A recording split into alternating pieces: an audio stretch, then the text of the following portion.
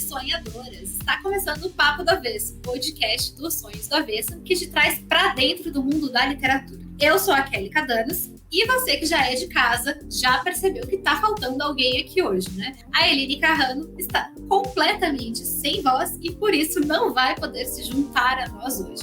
Mas ela gravou um recadinho para vocês não ficarem com saudade. Vamos ouvir? Não sei o que está acontecendo comigo, eu não estou conseguindo controlar a minha voz, eu estou sentindo ela muito baixa, eu estou muito estranha, esquisita. Gente, eu estou muito estranha, eu vou tentar dormir. Mas vamos logo ao que interessa. Você já ouviu falar da convidada de hoje? Quem indicou ela para essa conversa foi o Jamil Chad, que esteve aqui com a gente há algumas semanas. A Juliana Monteiro, nossa convidada, está inclusive escrevendo um livro com o Jamil.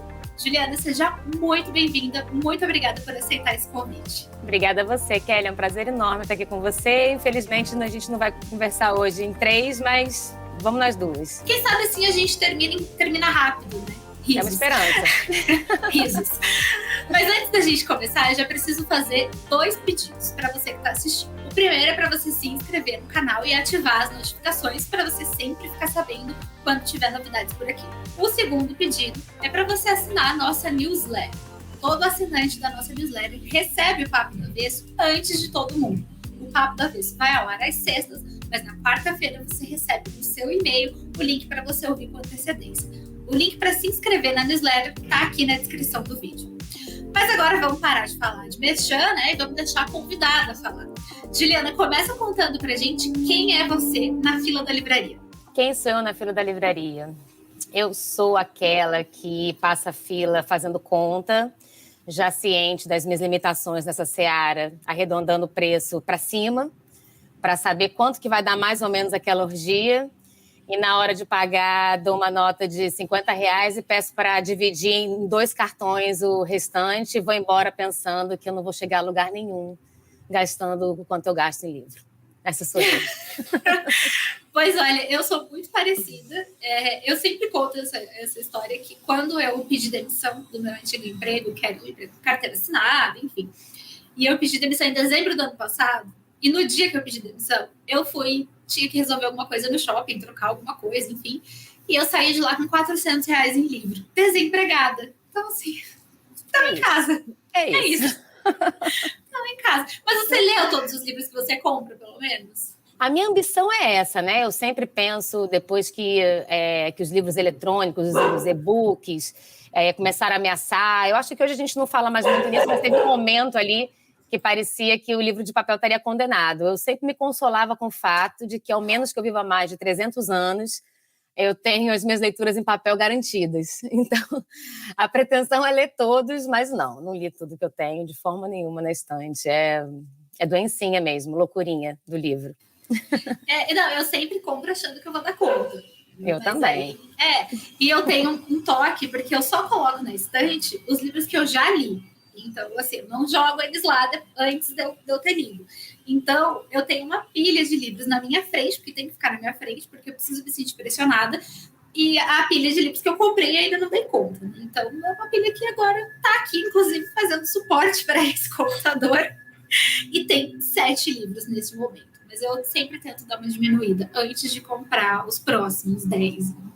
Eu tenho uma relação parecida com os livros, só que porque o meu fetiche não é do livro novo também, é do livro lido. Isso! O fetiche é do livro lido, e os meus livros lidos, eles contam toda uma história, eles têm marca de café, eles têm areia de praia, eles têm um dedo de sorvete de criança, eles são todos sublinhados. Os livros, assim, quando eu termino, parece que eles voltaram comigo da guerra. E esses são os meus livros. São os que eu não empresto, eu não dou, não saem da minha casa. O livro novo eu sou capaz de te dar. Você pode ir lá em casa e falar, esse livro aqui. Eu falo, toma, leva para você. Mas os livros que eu li, não. Sabe? O meu fetiche é do livro lido. Mas eu tenho muita coisa também, porque eu fui dona de livraria, Kelly. Então, assim, eu tenho muito livro em casa que eu não li ainda e que estão esperando a hora deles. Assim. Eu não posso, não tenho nem criado o mudo para colocar em cima os meus livros não lidos. Pois você, inclusive, era daqui de Brasília, né? Eu sou de Brasília. Tinha uma livraria aqui, né? Isso. Chamava Raiuela, era um pequeno espaço cultural. Talvez você tenha conhecido em algum momento. Não, porque eu sou nova aqui em Brasília. Eu cheguei há 2 anos, então não deu tempo. Eu sou de Curitiba. Não deu tempo, porque eu cheguei na pandemia também, né? Então deu tempo mesmo de conhecer nada. Não deu tempo de conhecer nada, tadinha. Pois é. Mas agora, por falar nisso, né, Juliana, você está gravando esse podcast neste momento de frente para o Coliseu, para fazer inveja para todo mundo que está, né, presenciando um genocídio e tentando sobreviver no Brasil. E eu queria te perguntar como que é a literatura, trabalhar com a literatura no mercado internacional, né? Porque hoje você vive fora do Brasil, enfim, como que é esse trabalho com literatura fora daqui? Até aproveito para justificar que eu estou de frente para o Coliseu e de costas para o mural do quarto do meu filho. Então, assim, esse cenário lúdico aqui atrás tem toda uma explicação. As crianças estão na sala e não tem como fazer lá. Mas, bom, eu acho que trabalhar com literatura, com a escritura, ele, na verdade, não muda tanto onde você se encontra geograficamente nos seus problemas, né? Que, bom, a literatura ainda é um ambiente dominado basicamente por homens, ainda são poucas as mulheres que escrevem, não só no Brasil, como aqui na Europa, como no mundo todo. Ainda é muito difícil você viver de literatura. A literatura não é algo que paga suas contas, em geral você precisa de ter outras ocupações. E assim, eu acho, sabe, Kelly, que sempre será assim, sabe? Tem muita gente que escreve, tem muita gente querendo escrever, tem muitas histórias para serem contadas. Cada pessoa... Acho que é do Saramago essa frase, né? Que todos somos escritores. Alguns escrevem, alguns não. Eu acho que é do Saramago essa frase. E eu acho que sim, acho que todo mundo tem uma ou várias histórias que só você pode contar. E eu acho que essas histórias estão aí para serem escritas. E vai ser sempre desafiador entrar no mercado, conseguir publicar, conseguir ser distribuído, depois conseguir ser lido. Um lugar ao sol. Isso não é motivo para que a gente não escreva, mas eu acho que aonde a gente pode fazer a diferença, aonde isso pode mudar geograficamente, é na política pública em relação ao livro, né? Nas políticas em relação ao livro, que aí sim você pode dar incentivo para quem escreve, condições para quem escreve, principalmente se quem escreve é uma mulher, e condição para que esses livros circulem e sejam lidos, seja por meio das compras públicas, em bibliotecas públicas, nas escolas, seja por meio de subsídio para as livrarias, né? A gente tem uma crise desse mercado muito forte, né? Você que chegou em Brasília agora, eu não sei se você conseguiu dar uma circulada ainda, eu acabei de chegar de Brasília, eu estava aí há uns 10 dias, há 2 semanas mais ou menos eu estava aí, e é uma tristeza que a capital do Brasil tenha tão poucas livrarias, né? Você deve ter ficado assustada com a situação das livrarias em Brasília. Hoje você tem que ir para dentro de um shopping para acessar uma livraria, são poucas. E o acervo também está cada vez mais limitado, porque eu fui dona de livraria, então eu te digo, é muito complicado você ter uma livraria onde você aposte em literatura, na qualidade dessa literatura. Em geral, para você sobreviver à sua loja de livros, você precisa de apostar naqueles 3, 4 títulos que está todo mundo comprando, que está todo mundo lendo. Não vale a pena, economicamente, financeiramente falando, com o negócio, você colocar um livro que, de repente, vai demorar 3 meses para alguém interessar por ele.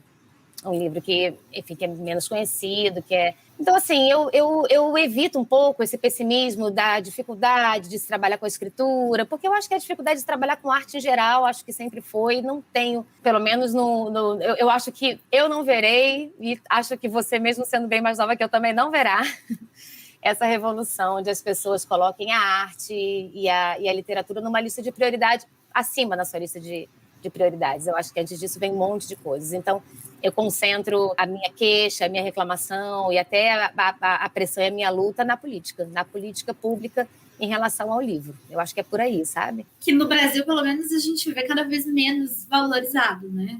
No caso do Brasil, ninguém dá muita bola, assim. Muito difícil você encontrar alguém que seja tão apaixonado, assim, pela leitura, enfim. É pouco estimulado nos jovens, principalmente, e aí quando vira adulto, né? Já não tem o hábito, enfim. E tem uma outra coisa também, que as pessoas estão lendo cada vez menos.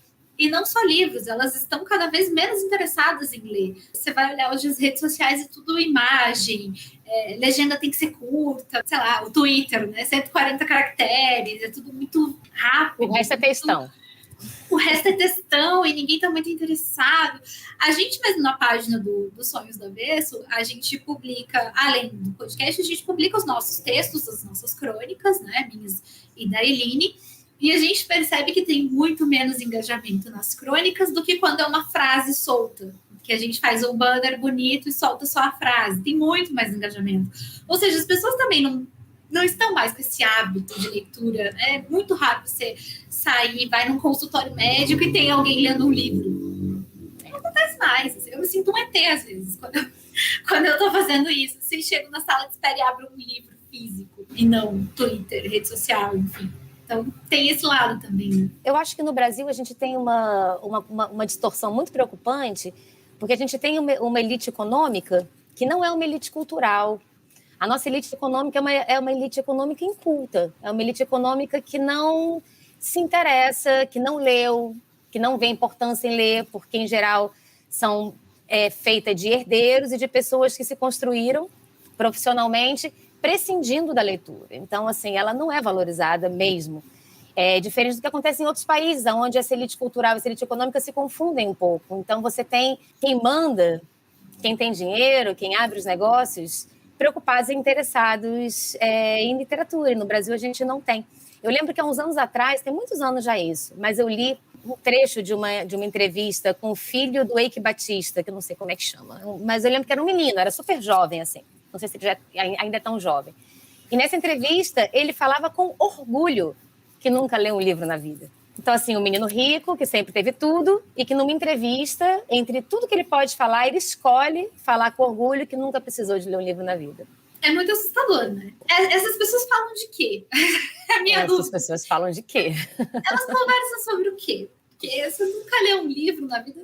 Sim, né? Elas conversam sobre consumo, Kelly. É sobre isso que elas conversam, sobre consumo. Mas fala um pouquinho do seu trabalho também como escritora. Na sua biografia, você diz que você já passou por mais de 50 países. Né? Também, de novo, matando todo mundo que está aqui assistindo de inveja, né? Que estamos aqui presos, né? No Brasil, em pandemia, uma pandemia que parece que não vai acabar nunca. Mas, enfim, conta pra gente um pouco sobre como essas viagens que você fez, esses lugares que você conheceu, influenciam na hora do teu trabalho como escritora, né? A importância de você abrir o leque assim, para outras culturas, enfim, no teu trabalho como escritora. Eu sempre me movi por meio das histórias, assim, eu sempre fui apaixonada por histórias.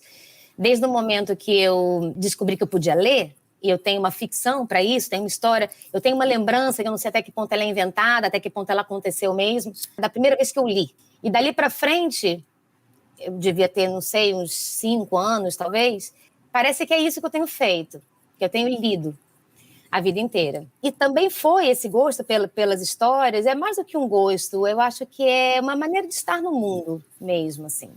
Eu acho que essa maneira de estar no mundo é o que me guiou para tudo que eu fiz depois disso. Então, assim, o querer viajar, que é uma coisa que eu faço também desde que eu pude atingir uma certa independência, menos financeira do que de idade, na verdade, porque eu também viajava sem dinheiro, do jeito que dava. Essa vontade de conhecer, de experimentar, de pisar no mundo, de olhar no olho de outras pessoas, provar outros gostos, ver se aquela paisagem era assim mesmo, ver como é que as pessoas se movem naquele espaço. Isso é muito gratificante para mim, porque eu lembro quando eu era bem criança que eu tinha esse desejo, esse sonho de viajar, de conhecer e tal.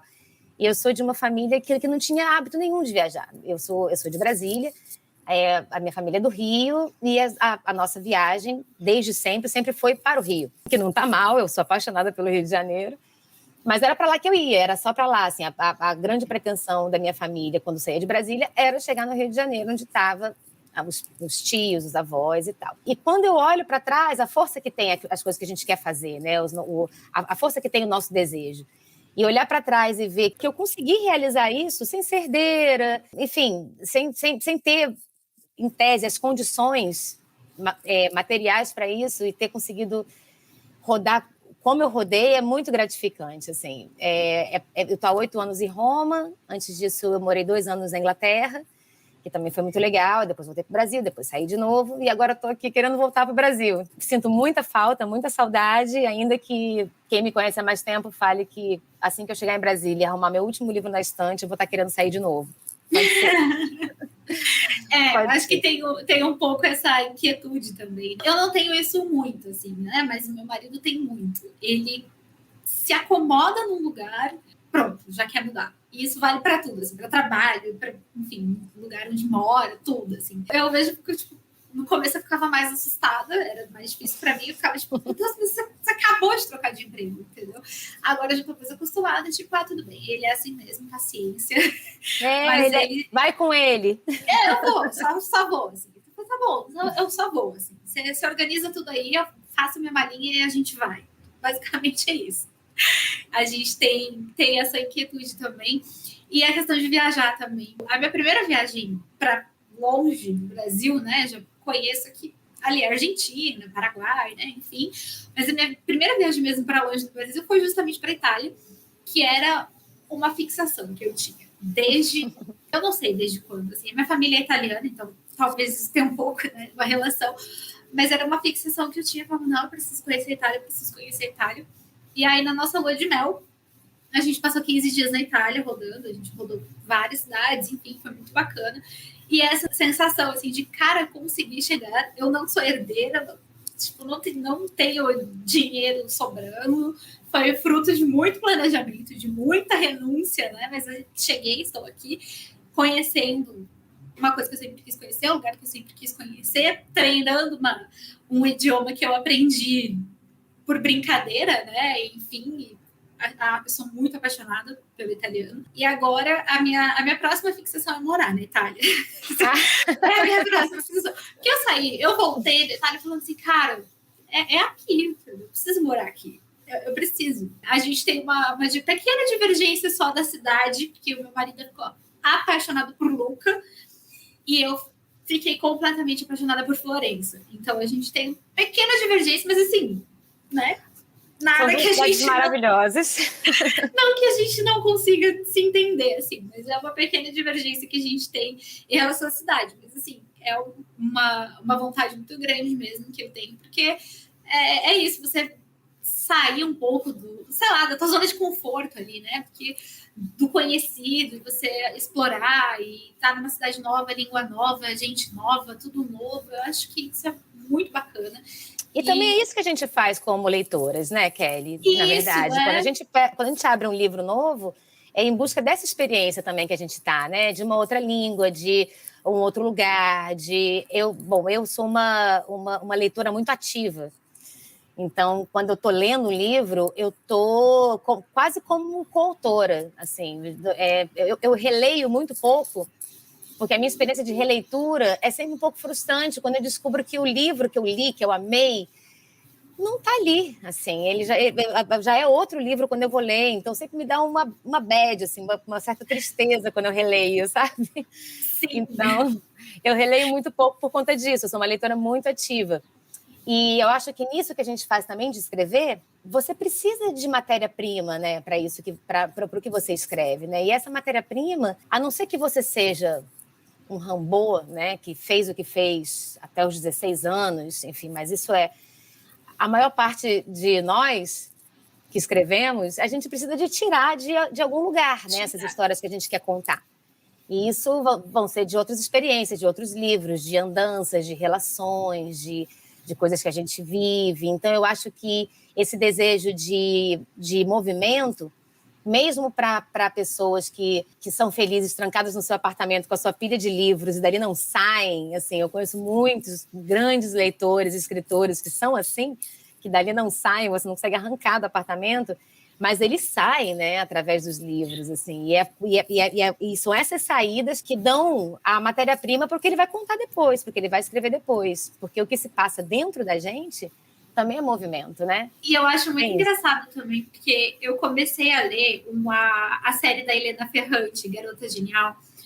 Eu comecei a ler aqui no Brasil antes de viajar, né? E eu li acho que 1 ou 2 livros, ou 1,5, uma coisa assim, antes de ir para a Lua de Mel. E quando eu voltei, eu já tinha passado por Nápoles, que foi uma das cidades por onde a gente passou, né? Onde a gente ficou ali uns 3 ou 4 dias. Então, quando eu peguei de novo o livro que se passa em Nápoles, os 4 livros se passam em Nápoles, é outra coisa. Você consegue viver aquela história de uma maneira muito mais rica. Assim. Eu não precisava imaginar como era a cidade, porque eu já estive na cidade, eu sei como é a cidade. Então, é um outro universo, né? Exatamente. E essa coisa, né, da gente precisar de matéria-prima para escrever, porque eu sinto que eu a minha produção, né, de textos, de crônicas, enfim, ela diminuiu muito na pandemia. Porque é isso, a gente está trancado em casa, a gente não tem, né? A gente não vê amigos, a gente não vê pessoas, a gente não, né? Eu sou uma pessoa que, quando eu estava em Curitiba ainda, eu ia trabalhar de ônibus, eu raramente estava de fone de ouvido no ônibus. Eu estava sempre ouvindo, fuxicando conversa dos outros, porque eu estava no máximo, entendeu? Eu tinha várias ideias incríveis de crônicas, de contos, enfim, porque eu estava ali, estava sempre ouvindo. Então, toda fila do mercado, eu estou ouvindo a conversa da pessoa que está na minha frente ou atrás, enfim. E isso na pandemia a gente não tem tanto, né? Porque a gente quase não sai de casa, a compra do mercado a gente geralmente faz por aplicativo, não senta num barzinho para filosofar com os amigos, enfim. Isso me faz muita falta, assim, na hora de escrever, porque é isso, a gente não tem matéria-prima, nossa matéria-prima é basicamente ficar trancado em casa, depressivo, achando que vai morrer, e é isso. E aí tem uma hora que cansa escrever sobre isso também, né?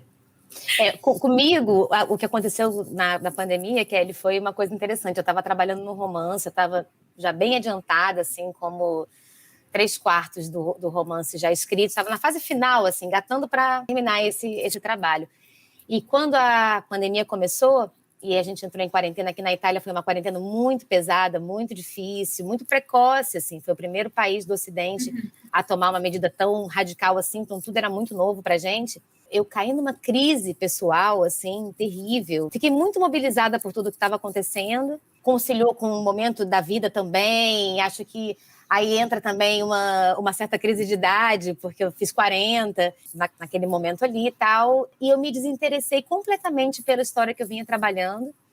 Então, inicialmente, a pandemia começou a se infiltrar no meu texto, mudar a minha protagonista e se insinuar no trabalho que eu estava escrevendo, que não tinha nada a ver com a pandemia. E aí eu tive que parar o que eu estava fazendo e eu comecei um outro romance. Então, eu estou, nesse momento, trabalhando uma história onde o contexto é a pandemia. E aí, de novo, né? Mas você estava trancado em casa, sem acesso, mas aí tem tudo que acontece dentro da gente, né? Aí tem aqui o que você observa com as suas crianças, tem o que você observa na sua relação, tem as coisas que você escuta das suas amigas, cada uma lidando com a pandemia de uma forma diferente, tem o que você assiste pela televisão, tem os barulhos que você, do lado de fora, você está do lado de dentro, mas aí você ouve ambulância, você ouve helicóptero, você ouve o vento, você ouve a panela do vizinho do prédio da frente que caiu. Aí você fala, caiu a tampa da panela do vizinho do prédio da frente, porque está tudo tão silencioso que você é capaz de ouvir a tampa de uma panela do vizinho do prédio da frente. E também são coisas que acontecem dentro da gente. Então, a pandemia fez com que eu começasse esse outro trabalho agora, muito interessada nisso, no que é que pode acontecer de radical, de revolucionário, porque é assim que eu considero, mesmo numa pessoa que está trancada em casa há meses. Assim, qual que é a revolução possível para nós? E eu acho que essa é a revolução mais assustadora. Porque é isso, você tá sozinho em casa, trancado dentro de casa, você não tem nada além da sua própria companhia. E tem gente que não tá pronto para isso, não. Muita gente que não tá pronto para isso. E tem gente que parece que se preparou para isso a vida inteira, né? Que tá arrasado de pensar que uma hora isso vai acabar e vai ter que voltar para a rua para socializar. Também tem isso. Também tem. Eu acho que eu tô ali no meio termo, assim. Não sei se eu quero voltar a frequentar bar, enfim, barulho, não sei. Por enquanto não tô muito afim, não. Mas é fascinante, né? A gente pensar que a gente tem o movimento geográfico, né? Que a gente pode pegar um avião e de repente estar num outro país, né? Eu estava agora aí no Brasil e agora já estou aqui de novo, a mais de 9.000 quilômetros. Então tem esse movimento que a gente faz quando a gente vai ao encontro do outro, quando a gente encontra com amigos, quando a gente... Enfim. Mas tem também, e é isso que está me interessando muito agora, esse movimento que não é menor, nem menos importante, nem menos relevante do que o movimento que acontece dentro da gente. E quando nós somos obrigados a parar, não podemos sair para trabalhar, não podemos sair para fazer nada. Aqui nós ficamos proibidos mesmo de sair, era proibido, né? Você podia ser multado ou preso se você estivesse do lado de fora e não fosse para ir no mercado ou na farmácia. E, de repente, nesse momento, o que eu percebi é que tem um movimento muito poderoso interno que não para. E a gente só repara nele quando o nosso corpo para. Deve ser muito parecido com o que as pessoas que estão se tratando de uma doença complicada passam, que são obrigadas a ficar numa cama. De vez em quando a gente lê, né, o depoimento dessas pessoas, onde elas narram aquela doença como uma experiência transformadora, às vezes libertadora. Quantas vezes a gente ouve, nem dá ouvidos, né, porque estamos com saúde, então a gente não dá ouvidos para aquilo de... depois que eu fiquei doente, eu comecei a priorizar outras coisas, dar valor para outras coisas. Isso não é um lugar comum. Não, porque quando nós todos, e quando eu digo todos, eu estou falando de todos do mundo, crianças, adultos, idosos, quando todos nós fomos obrigados a parar, todo mundo, o que nós assistimos é que nada para. É que, na verdade, a gente continua, a gente permanece, e aí a gente observa esses nossos movimentos internos, e é isso que está me interessando muito, sabe? De toda essa potencialidade que nós temos de nos deslocar do nosso centro e da nossa rotina, da nossa vida. E assim como um doente terminal, pensar em prioridades, pensar nos nossos desejos, pensar no que é arrependimento, no que é aprendizado, no que você quer daqui para frente, no momento onde, assim como um doente terminal, o futuro também fica tão incerto, né? De repente, o futuro ficou incerto demais. A gente não sabe onde isso vai parar, até onde isso vai, quando poderemos voltar a fazer tantas coisas, ou como você falou, se queremos voltar a fazer aquelas coisas. A vida que a gente levava era a vida que a gente queria mesmo, né? Tem muito Talvez disso. essa seja a grande reflexão da pandemia, né? A grande reflexão é: eu estou fazendo isso certo? Se eu tenho um tempo limitado, né? Se a nossa experiência enquanto consciência, enquanto seres humanos, ela é limitada, eu estou gastando esse tempo tão curto no que me interessa? Acho que talvez seja essa a grande reflexão que a pandemia colocou para todos nós. Mas agora eu queria um spoiler, assim, porque você falou que pausou um livro que já estava em 3/4, começou um livro sobre pandemia, tem um livro com o Jamil, quero spoilers. Quero saber onde e quando eu vou poder comprar todos esses livros. Até meu editor quer saber isso. Mas vamos lá, eu tenho uma pretensão de ter... Bom, a outra história, ela vai esperar um pouco, a que eu interrompi. Agora eu realmente eu me desinteressei dela, mas eu vou voltar nela em algum momento. Também tem aquele lugar comum que o escritor está sempre escrevendo o mesmo livro, né? Eu acho que também tem isso. Nunca está pronto para a gente. Que nunca está pronto. Então, assim, esse primeiro que eu falei, ele vai esperar um pouquinho. Esse que eu estou escrevendo, eu espero terminar ele até o final do ano, sabe? Espero que no começo do ano que vem ele esteja aí disponível aonde for para estar, né? Das livrarias aos e-books. Não sei se isso vai acontecer, como é que vai acontecer, mas eu espero que seja para o começo do ano que vem. E o livro com o Jamil, ele vai sair também aí no segundo semestre do ano que vem. Na verdade, ele vai ser o resultado de um projeto que a gente está fazendo juntos, onde a gente está trocando cartas. É super legal. É um projeto que a gente está publicando na revista Pessoa, que é uma revista portuguesa, também super legal, que aí vale muito a pena conhecer. Uma revista de literatura. E a gente está tentando fazer um registro desse nosso tempo, um registro afetivo, sobretudo, desse tempo que a gente está vivendo, no ritmo da carta.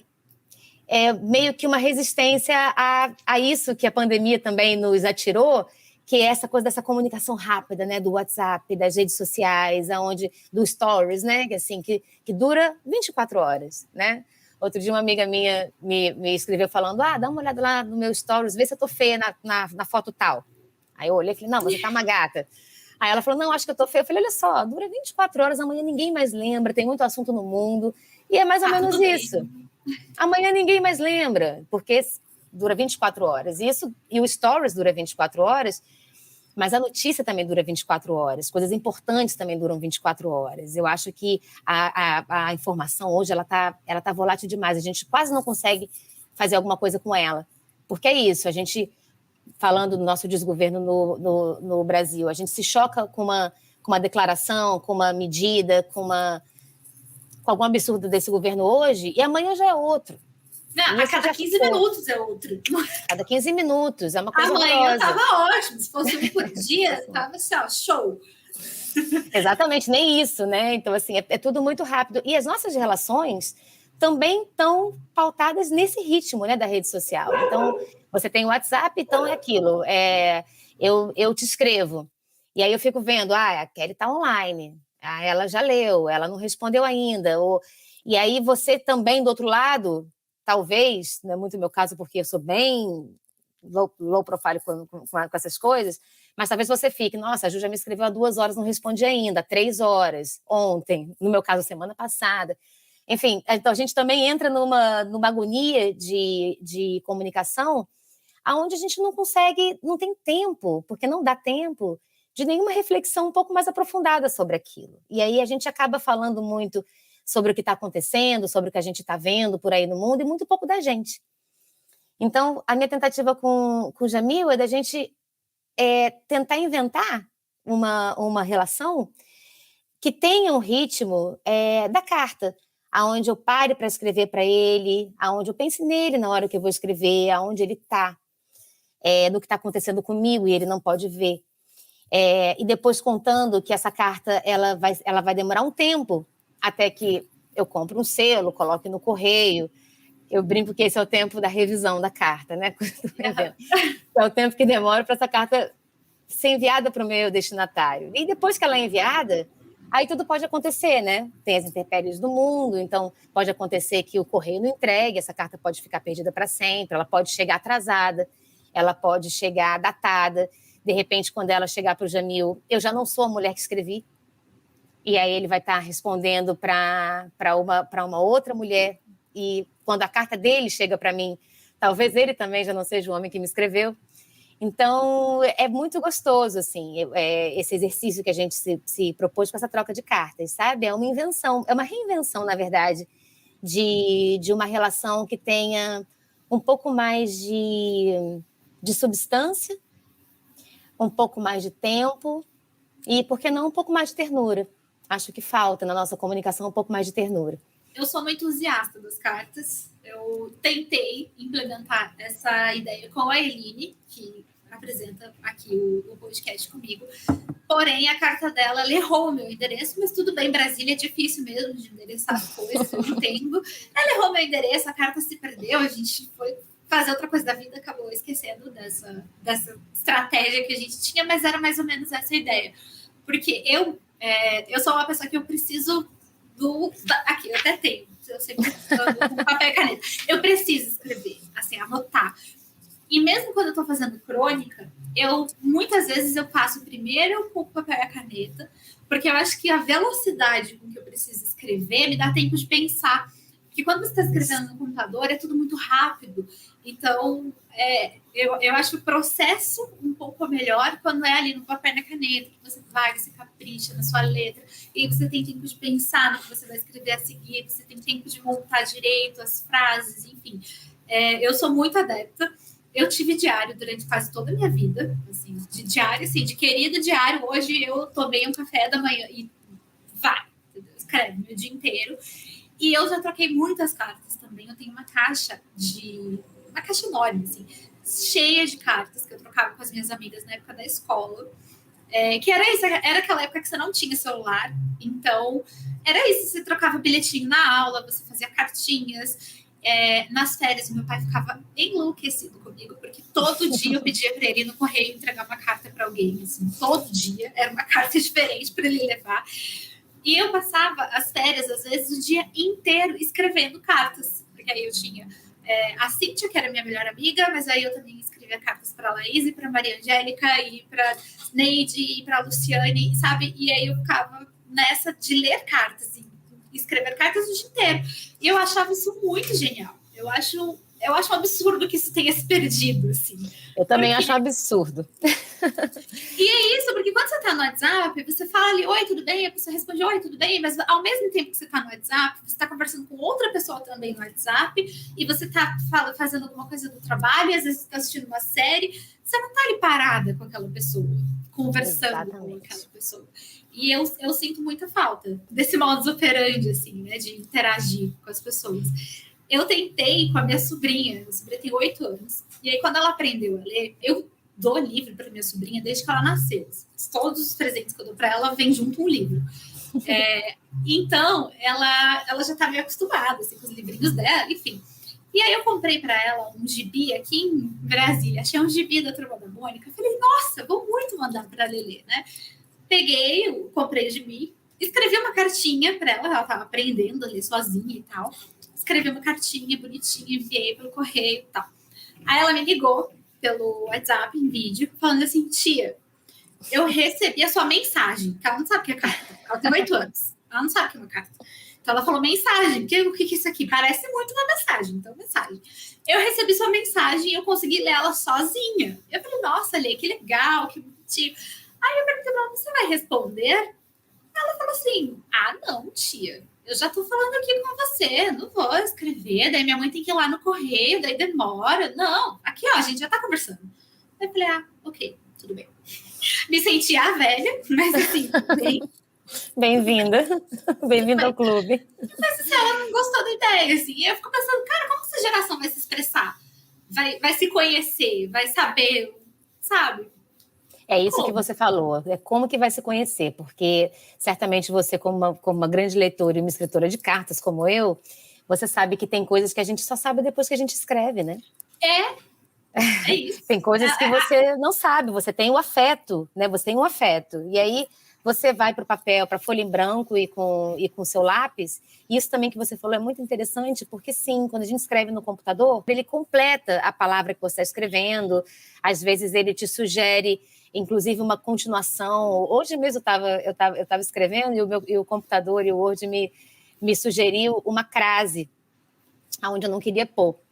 E eu estava pensando que aquela crase mudaria não só a frase que eu estava escrevendo, mas a ideia do que eu estava escrevendo. Uma crase. E eu acho que quando a gente escreve à mão, e eu também gosto muito de escrever à mão, ainda que a minha letra seja horrível. Não, eu também. Faltei a todas as aulas de caligrafia. Horrível. Mas eu acho que quando a gente escreve à mão, tem isso. O computador não vai completar as suas palavras. Então, você tem o tempo que você demora para escrever aquela palavra. Então, tem um momento mágico para mim, quando a gente está escrevendo, que é o que eu considero escrever mesmo, né? Tem gente que fala, não, para mim escrever é a hora que eu estou revisando. Para mim não, para mim é um momento mágico onde eu não tenho que pensar na próxima palavra, aonde parece que a gente está psicografando aquilo, que aquela história já está pronta, Nossa, o parágrafo... Sim. Não é? E esse momento é mágico, é a hora que você já não está pensando na próxima palavra, é a hora que você só está indo e você está curiosa para saber o que vai acontecer naquilo que você está escrevendo. Quando a gente fala da carta, mas isso eu estou falando de nós, por exemplo, que escrevemos ficção, né? E que somos jornalistas e que trabalhamos com isso, né? Escrevendo. Na carta, além de ter essa mágica da escrita, você está endereçando para uma pessoa, né? Você está falando com uma pessoa. E eu acho que quando você fala para você acessa conteúdos e lugares seus que você não acessa quando você está escrevendo sem um remetente que tem um rosto, uma voz, uma relação contigo. E a gente tem belíssimas cartas que viraram literatura universal, né? Assim, é isso, você escreve para aquela pessoa, mas o que você escreve, ela é apreensível e ela é emocionante ou emocionada para qualquer outra pessoa que vá ler, porque você está colocando um remetente, né? E esse remetente faz com que a sua conversa seja mais íntima. E eu acho que a gente também procura intimidade na literatura, né? Eu acho Sim. que quando a gente é mais nova, principalmente na adolescência, na infância, pelo menos comigo era assim que acontecia. Eu procurava uma certa intimidade, que de repente o mundo parecia um pouco hostil demais e não era... o mundo não estava configurado no ritmo que me fosse confortável. Então, também era um pouco de intimidade que eu procurava nos livros. E eu acho que a carta resgata isso. Eu acho maravilhoso. Eu acho uma pena mesmo que a gente não se dê mais tempo para uma comunicação mais lenta. Que tem, inclusive, o tempo da espera. O tempo que você demora esperando aquela resposta. Eu acho que isso também faz parte da natureza da carta. Eu acho que o mais perto que eu cheguei disso na vida adulta já, né? Depois da faculdade, né? Que eu entrei para a faculdade e aí... acabou o tempo de escrever carta mesmo. Mas o mais perto que eu cheguei disso na vida adulta foi um amigo meu, Gustavo, que é o meu melhor amigo, e a gente trocava muito e-mail. A gente não ficava o dia inteiro no chat, ele era MSN na época.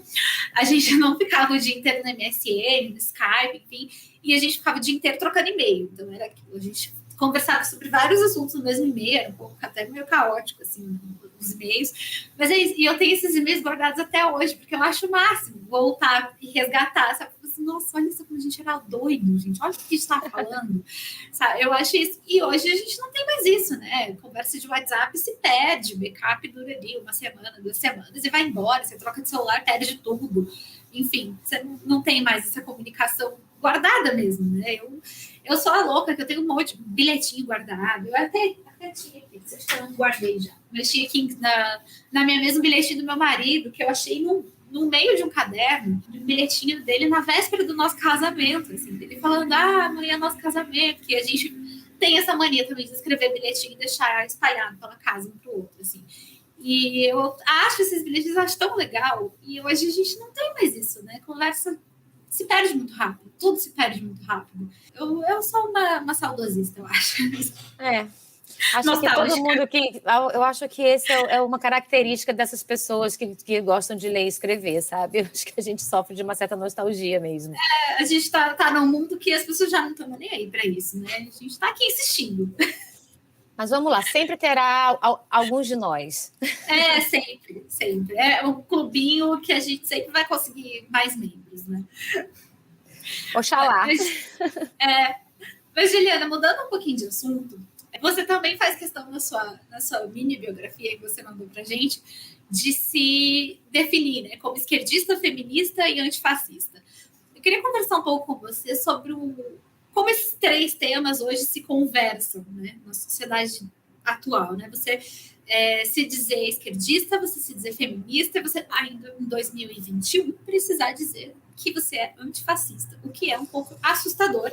E eu não estou nem falando só do Brasil, né? A gente está, assim, o mundo anda um pouco assustador, né? Exatamente. E, inclusive, o antifascista é um adendo recente na minha biografia, porque realmente a gente tem que falar, deixar claro, marcar essa posição de que somos antifascistas é assustador de fato. Em relação a essas 3 coisas que você falou, eu acho que também aí a literatura foi o guia. Porque, veja, Kelly, assim, eu sou de uma geração... Bom, primeiro falando da questão do feminismo, né? Eu me entendo como feminista desde a primeira vez que eu soube que existia o movimento das mulheres. Eu soube que existia algo chamado feminismo e daí eu falei, então, eu sou isso aí.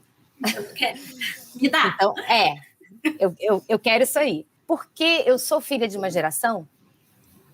as mulheres da geração da minha mãe são mulheres que viveram a revolução sexual, que eu, inclusive, tenho uma reflexão sobre isso, uma crítica sobre isso, depois a gente pode falar, mas de uma geração de mulheres que conseguiram, né, que conquistaram alguns direitos, que viram o aparecimento da pílula anticoncepcional, por exemplo, e que tinham direitos, né, direito a voto, direito a ingressar ao mercado de trabalho, direitos, mas para acessar esses direitos, elas tiveram que se masculinizar muito.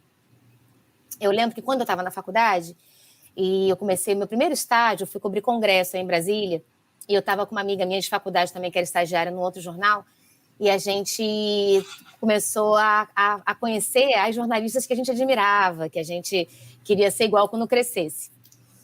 Depois de um tempo lá dentro, a gente concluiu que essas mulheres tão bem-sucedidas, cujo nome tinha um peso, cujas opiniões importavam, eram importantes, influenciavam outras pessoas, eram todas mulheres sozinhas, Kelly, sabe? Eram mulheres que não tinham casamento, a maioria não tinham filhos, que viviam para o trabalho. E no privado, no particular, elas não pareciam felizes. E isso me incomodava muito, esse imperativo de que, para disputar com os homens, a gente tivesse que negar o que é nosso. E quando eu digo negar o que é nosso, é desde sempre. Então, assim, você enfia um remédio para dentro porque você não pode ter cólica, né, quando você está menstruada. Eu tenho uma amiga, por exemplo, que tem crise de enxaqueca incapacitantes quando está menstruada. Isso, para ela, é um problema, porque como é que você justifica para um chefe capitalista que você, uma vez por mês, precisa de 2 dias, porque você tem uma enxaqueca que te impede de trabalhar? Isso acontece, é uma contingência no corpo de mulher. E era um sofrimento para ela. Muitas vezes ela ia trabalhar dopada, à base de medicamento, à base de morfina, porque ela não podia faltar ao trabalho uma vez por mês, senão ela seria mandada embora. Então, Sei assim, a bem gente... como é. Né? Então, assim, a gente... Muita de enxaqueca também. E isso é terrível. E você tem enxaqueca, mas você também tem a TPM, que é muito ridicularizada, que as pessoas levam como brincadeira e usam como se fosse uma razão de vergonha para a gente, quando, na verdade, não. Né? Nós somos seres hormonais. Sim. E isso vai acontecer com a gente com uma certa frequência. Então, a gente tem a TPM, a gente tem a menstruação, a gente tem a enxaqueca, a cólica. Depois, a gente tem o desejo ou não de ter filhos. Porque se você tem o desejo de ter filhos, você também tem um problema, porque o seu empregador vai falar... Bom, mas agora que... Primeiro, agora que ela engravidou, eu estou sem a minha funcionária, a minha empregada, a quem eu tenho que continuar remunerando para não fazer nada, né? Porque assim que é vista a maternidade, né? Para não fazer nada. E depois, esse mesmo empregador sabe que essa mulher vai ter um filho pequeno. E o filho pequeno demanda. E quando você não quer ter filhos, também é um problema. Né? Então, quando você não quer ter filhos, é um problemão. Você é uma esquisita, você é menos mulher, as pessoas ficam perguntando o que tem de errado com você. Você nunca vai ter uma família. Você nunca vai ter uma família. O seu casamento não vai resistir, porque um casamento precisa de filhos. Enfim, a pressão em cima de uma mulher que não tem desejo de ser mãe, ela é absurda. E levam muitas mulheres que não têm desejo, que não têm vocação a encarar a maternidade que se transforma num fardo. Sim. Porque ela se transforma num fardo. Porque essa mulher... Olha, a maternidade com desejo já é difícil. Sem desejo... Enfim. Mas aí você tem essa questão. E depois, Kelly, a gente ainda vai ter uma questão que afeta as mulheres e afeta em muito menor grau os homens, que é envelhecer. Para a mulher envelhecer no mercado de trabalho, seja ele qual for, é um problema que para os homens não é. Então, você vai ter um homem com 60 anos no auge da produção dele, enquanto uma mulher aos 60 anos, ela vai ser vista como uma mulher velha. Isso ainda acontece, isso ainda existe, e se você for conversar com qualquer mulher de 60, de 70, de 80 anos, ela vai te contar, se ela for sincera contigo, ela vai te contar uma história de invisibilidade. Que chega um momento onde ela se tornou invisível. E esse é um problema que os homens também não sofrem. Então, assim, a gente tem uma série de desvantagens. Eu sempre comparo muito assim, principalmente quando eu estou falando com homens, né, para que eles entendam do que se trata. Então, assim, a gente vai ter a questão da abolição da escravidão, né? Então, com a abolição da escravidão, os negros ficaram livres? Não, né? Assim, a única coisa que eles deixaram de ser eram escravos. Mas eles continuaram em situações precárias, sofrendo discriminações, preconceitos inadmissíveis, violências, agressões. E, no caso do Brasil, sofrem até hoje. Né? Para essa população, a democracia brasileira jamais chegou. Quando a gente fala de defender a democracia, a gente está falando de um lugar de fala de mulheres lidas como brancas, né? Enfim, porque para a maior parte do nosso país, essa democracia que nós duas defendemos, ela sequer existe. Por isso não é tão defendido, inclusive. Exatamente. Então, assim, eu sou filha dessa geração, de mulheres que se masculinizaram, e no caso das mulheres que decidiram pela maternidade, como foi o caso da minha mãe, o preço a se pagar para continuar tendo sucesso profissional é terceirizar os cuidados com essa criança, né? Porque essa criança ela precisa de ser cuidada 24 horas por dia, porque as crianças são assim, elas precisam de ser cuidadas 24 horas por dia, e a mulher precisa de trabalhar em todos os dias úteis, no horário comercial e além. Então, isso que eu ia falar, além, né? 8 horas por dia. Aonde, isso. Né? E além, e aí e aí essas mulheres terceirizaram os cuidados com os filhos e terceirizaram para quem? Né? Para outras mulheres. Para outras mulheres.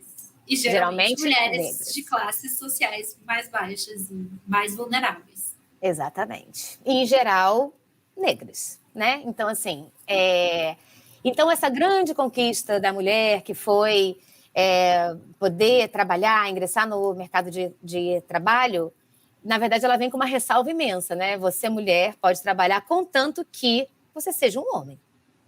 É mais ou menos assim. Nossa, né? sim. Que as contingências do seu corpo de mulher, das suas escolhas, enfim, que elas não atrapalhem a sua produção. E isso é um horror.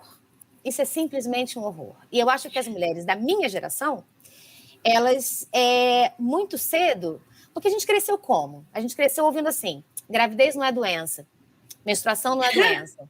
Não é verdade? É tipo, olha, eu quero.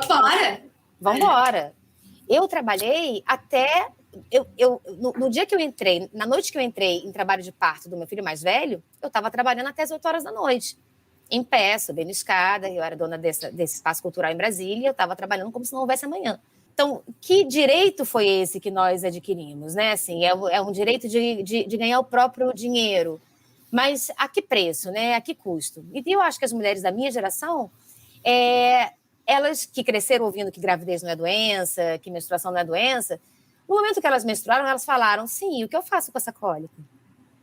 Ah, não é doença? Sim, mas o que eu faço com essa enxaqueca? Ah, não é doença? Sim, mas o que eu faço com com esse corpo que está gerando uma vida? A minha revelia, porque não interessa se eu como bem ou se eu como mal, se eu durmo pouco, se eu durmo muito, se eu trabalho pouco ou se eu trabalho muito, essa barriga continua crescendo e aí eu sinto azia, eu sinto os meus pés inchados, eu sinto uma dor de cabeça infernal, eu sinto... Aí o céu é o limite, porque cada mulher grávida vai te contar da mesma coisa, mas em geral é um atropelamento. E você fala, como assim não é doença? Não é doença porque eu não estou doente, mas existe, sim, uma condição especial pela qual meu corpo está passando e eu tenho que poder dizer que eu não dou conta. Eu tenho que poder dizer que está pesado. Eu tenho que poder dizer que a minha produção não vai ser a mesma. E o que eu estou fazendo enquanto isso não é assistindo uma série, não é vadiando no Facebook. O que eu estou fazendo enquanto isso é gerando uma vida, é garantindo a continuidade da espécie. E quando eu não estou fazendo isso, eu estou vivendo no único lugar onde eu posso viver, que é dentro do meu corpo de mulher. É inacreditável, inadmissível, intolerável que no século XXI a gente ainda esteja debatendo sobre essa obviedade, que é metade da população mundial está dentro de um corpo de mulher, e esse corpo de mulher tem as suas contingências, as suas necessidades e as suas especificidades para existir no sistema que foi criado por homens. Então, por isso, aí, voltando agora, se homens menstruassem, o mundo seria outro. Se homens engravidassem, a gente não estava discutindo aborto até hoje. Não estava. Nossa, não estava. Quando eu digo que eu tenho algumas questões com a Revolução Feminista, é que assim, bom, aí de novo, a minha geração, ela aprendeu um feminismo liberal, né? As mulheres que nós líamos, as autoras que nós líamos, a teoria que a gente acessava, era uma teoria de um feminismo liberal, que hoje eu não acredito. Eu acho que o feminismo, ele é, sobretudo, anticapitalista, antissistêmico. Porque não é possível para a gente pleitear os direitos que nós pleiteamos nesse sistema feito por homens. Então, é muito utópico, tem um caminho muito longo, tem. Mas o feminismo que eu acredito, eu acho que o cerne da nossa luta, ela é antissistêmica. É preciso que ela seja, sobretudo, anticapitalista. Porque esse sistema, a gente aperta um parafuso aqui, aperta um parafuso ali, mas ele não nos interessa, ele não nos atende e ele não irá nos atender. Então, ele não foi feito para isso. Não foi feito para isso. A função dele é outra. Exatamente. Então, assim, as minhas questões com a Revolução Feminista é que nós... bom, se a gente considerar que até o sufrágio as mulheres não podiam trabalhar, aí eu vou fazer um parênteses, né? As mulheres brancas, né, não podiam trabalhar, porque as mulheres negras trabalham desde sempre, mas as mulheres brancas não podiam trabalhar. O trabalho da mulher era um casamento, né? Então, tem aquela série de frases horrorosas e machistas que é isso, né? Você arruma um bom marido, você não precisa de trabalhar. Então, durante séculos, a nossa maneira de existir numa sociedade feita por homens era como objeto sexual de reprodução. Então, a gente vendia essa mercadoria que que nós portamos com o nosso corpo, em troca de segurança, em troca de comida, em troca de estabilidade. Às vezes até por menos. Às vezes até por menos. Muitas vezes até por menos. O que acontece é que quando, lá nos 60, 70, a gente teve a revolução sexual, a pílula anticoncepcional, aquilo que era uma demanda pela liberdade sexual da mulher, acabou que virou a liberdade sexual do homem. Porque, se você for pensar, de repente, os homens agora tinham acesso ao sexo de uma maneira muito mais barata, muito mais descomplicada, onde eles podiam transar com quem quisessem, sem ter que, com isso, sustentar aquela mulher, dando comida, teto, roupa, saúde, por 60, 70 anos. E se uma gravidez acontecesse, o problema não é dele, né? O problema Nunca não foi. é dele. Nunca Tanto foi. é que o anticoncepcional é feminino, né? Porque quando chegam no anticoncepcional, isso já aconteceu algumas vezes na ciência masculino, os efeitos colaterais observados, que são muito parecidos com o que acontecem com a gente, são considerados intoleráveis. E nós sabemos, né, o fardo que é sermos as únicas responsáveis por uma gravidez, e foi isso que aconteceu. Então, ainda hoje, se a mulher... Então, com a revolução sexual, o que aconteceu? Nós queríamos liberdade sobre o nosso próprio corpo. A gente conseguiu, efetivamente, isso? Não. Nós temos isso. Né? O que aconteceu... Muito pelo contrário, porque a gente continua sendo julgada pelas nossas escolhas, sejam elas quais forem. Se algo dá errado, a gente continua sendo as únicas responsáveis. Exatamente, e com agravante. Antigamente... Se eu durmo com quem eu quiser, eu sou uma puta. Se eu engravido, é o que me vire. Ponto. Exatamente. Ou seja, o que mudou? Nada. Se você engravida, você não se cuidou. É isso, eu já ouvi isso também. De porque mulheres, você não se cuidou. Engravidou porque quis. E aí, assim, se antigamente uma gravidez, bem ou mal, era obrigatoriamente, de certa forma, obrigatoriamente compartilhada por esse homem, porque ele casava com essa mulher, ao menos, não deixava ela ao relento, hoje, se essa mulher engravida fora de uma relação estável, é porque ela não tomou anticoncepcional, ela não pediu para usar, ela não exigiu para usar de usar a camisinha, ela não colocou um DIU, ela não observou o seu período fértil. O homem é completamente desresponsabilizado nessa tal revolução sexual que falaram que a gente alcançou. Não alcançamos. O que aconteceu é que o corpo da mulher, que antes era de usufruto de um homem, né? Uma mulher, o corpo de uma mulher era de usufruto de um homem, agora o corpo dessa mulher ele é de usufruto do sistema, né?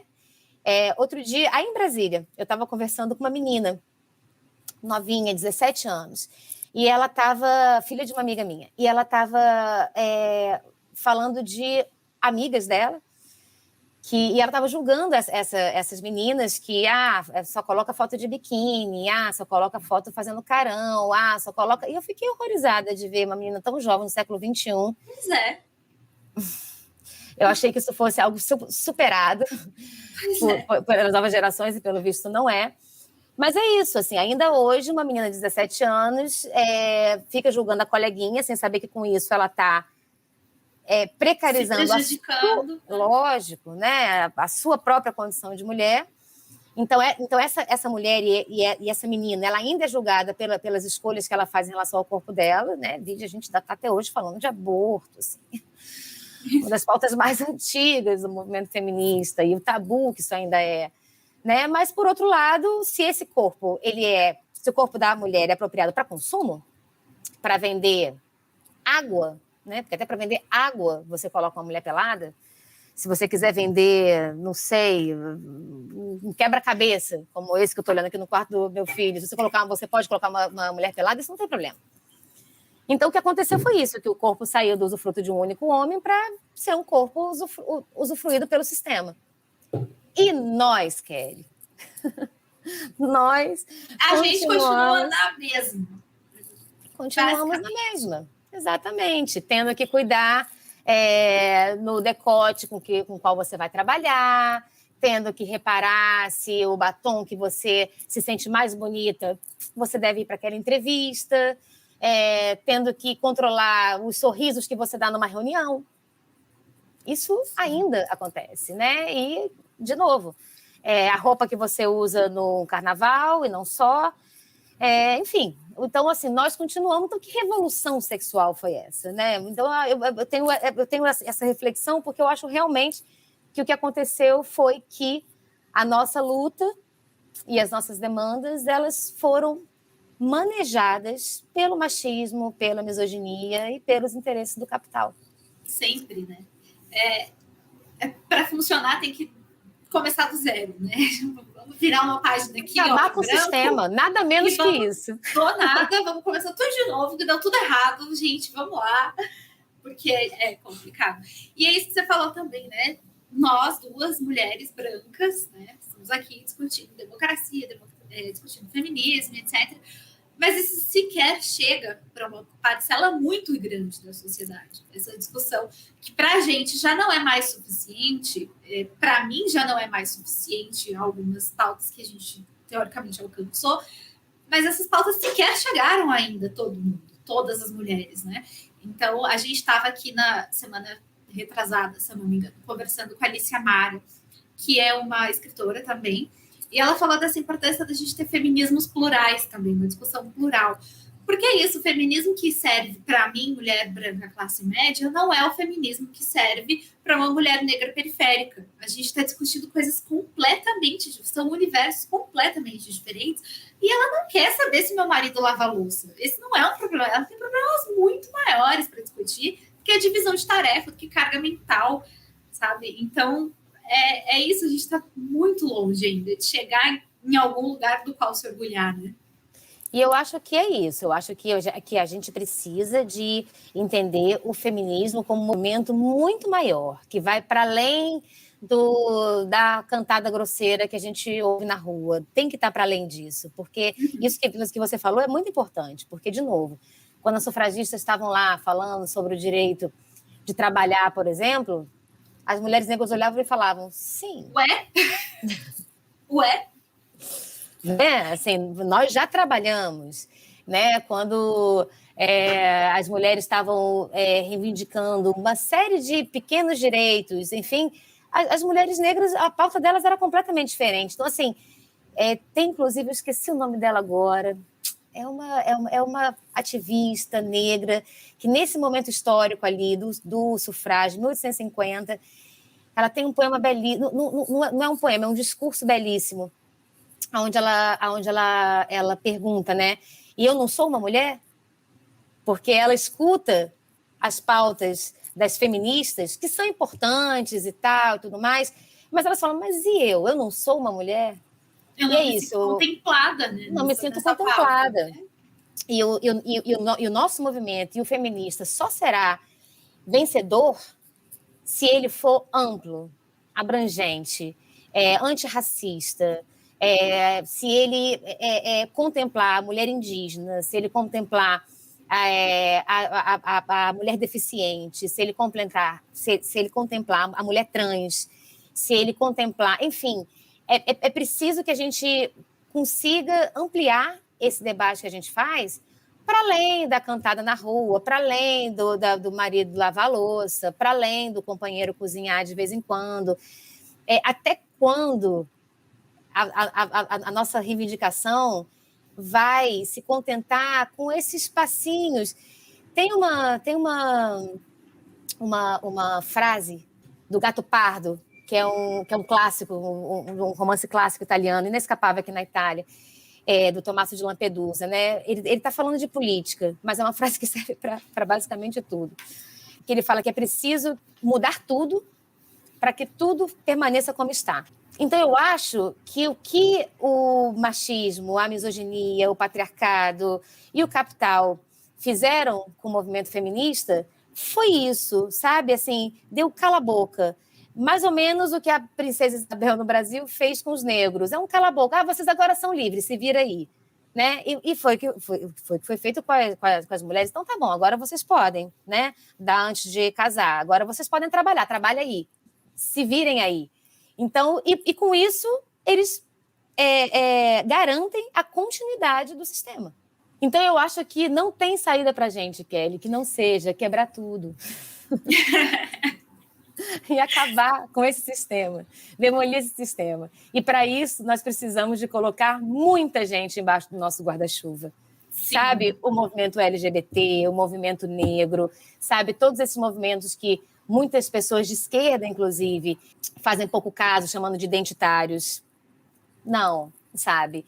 Não, porque quando a gente fala de lutas de classe, né, essa classe que nós defendemos, ela é feita dessas identidades. Ela é feita das identidades negras, femininas, indígenas, trabalhadoras. Então, eu acho que o feminismo que eu acredito é um feminismo utópico, radical, sabe, que não pretenda nada menos que a mudança desse sistema feito para metade da sociedade e reprodutor de injustiças e desigualdades. Eu acho que nada menos do que isso nos interessa, sabe? Acho que é por aí. Nada menos que a utopia.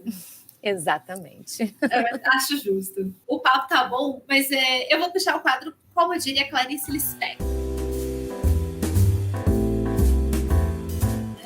É um quadro em que cada uma de nós traz uma frase, pode ser uma frase de para-choque de caminhão, um trecho de livro, um poema, um diálogo de filme, enfim, qualquer coisa, para a gente refletir um pouco e dar uma filosofada, naquele momento filosofia de boteco. Se você não souber quem é o autor, não tem problema, você diz que é da Clarice Lispector, igual todo mundo na internet faz, e a gente vai fingir que acredita e seguir a nossa vida.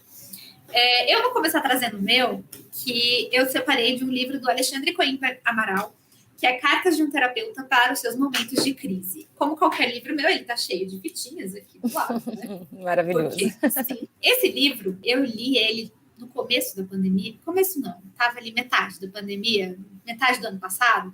Eu tinha acabado de perder minha avó para Covid, inclusive.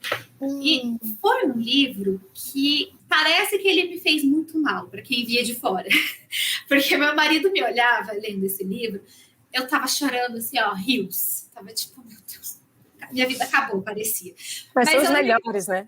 Mas é um livro que me fez tão bem. Ele olhava para mim e falava, não é possível que você esteja gostando desse livro. Você não para de chorar, você tá chorando há 5 dias. O que tá acontecendo?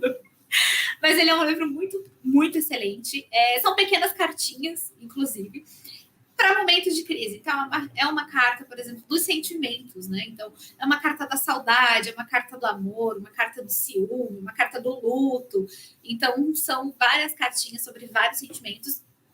E como a gente está nesse momento de muita esperança, né? Agora há pouco a gente estava nesse momento de muita esperança, dizendo que só vai funcionar se a gente derrubar tudo e começar do zero, uma nova sociedade, mas enfim, eu vou ler um trecho da Carta da Saudade. Aliás, a Carta da Saudade não, da Carta do Abraço.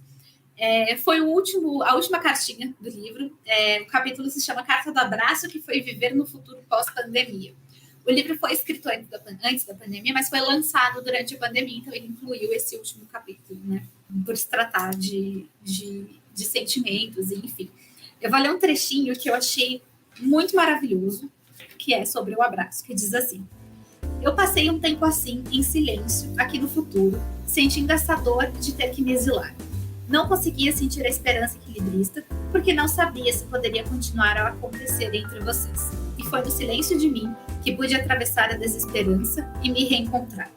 Eu não estou morto. Eu não sou uma das vítimas da Covid-19. Eu sou um desaparecimento temporário, mas não um luto definitivo em sua vida. Eu sou uma metáfora do que você está sendo chamada a fazer. Eu achei isso tão incrível. Lindo. E isso fala sobre muita coisa, né? De como a gente tem se relacionado na pandemia, né? Porque o abraço, pelo menos pra gente que é brasileira, né? É aquela coisa, você vai dar oi para uma pessoa que você não conhece, você dá um abraço. Aí você vai dar tchau, você dá outro abraço. E aí você vai dizer que ama, você dá um abraço. E na pandemia isso não foi possível. Né? Eu fiquei meses sem ver meus pais, enfim, só ali pela tela, né, e tal. E a gente teve que arrumar outras maneiras de abraçar, né? Então, assim, mandar um pãozinho, né? Mandar um docinho no aniversário, um iFood, né? Sei lá. Enfim, a gente teve que inventar outras maneiras de abraçar as pessoas, né? E é isso, a gente atravessou também uma desesperança muito grande durante a pandemia. Eu acho que foram tempos muito sombrios para todo mundo que prestou atenção, né, no que estava acontecendo. Eu perdi familiares, enfim, né, amigos para Covid, o que foi muito assustador durante muito tempo. E agora a gente está, parece que no fim da travessia, né? Parece que o abraço vai voltar para a nossa vida, né? A gente já está vacinando, apesar dos pesares, né? Estamos aí tomando vacina, a gente está conseguindo voltar aí a uma certa normalidade, né? Enfim, e parece que agora é um momento de esperança de novo, né? Acho que agora a gente vai...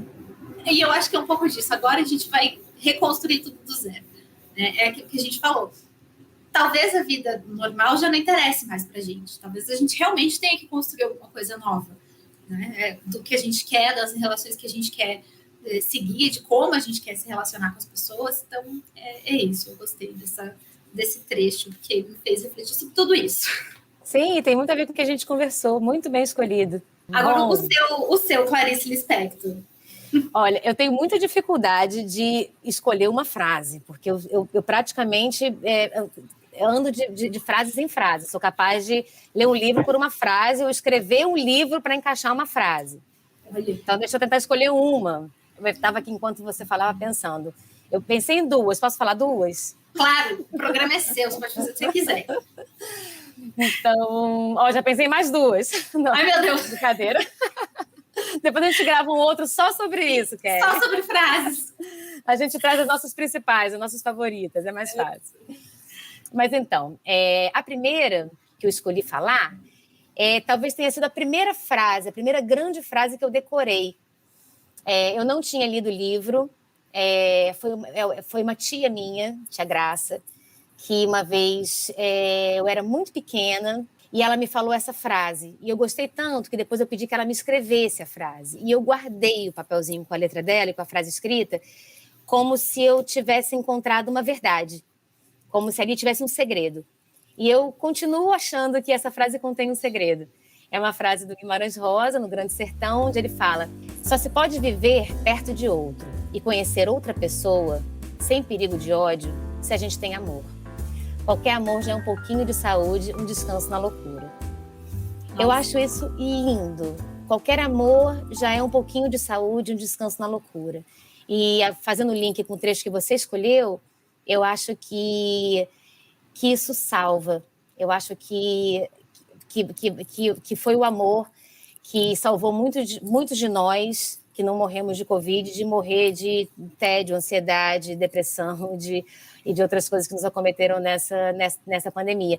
E eu acho que na travessia da vida, para usar essa palavra que também é do Rosa, a travessia, eu acho que sem amor não vai, sabe, Kelly? Assim, eu acho que é preciso uma boa dose de amor pelo outro, por nós mesmos e pela própria ideia de amor, para que a gente consiga fazer dessa experiência nessa vida algo que a gente se orgulhe, algo que a gente vale a pena.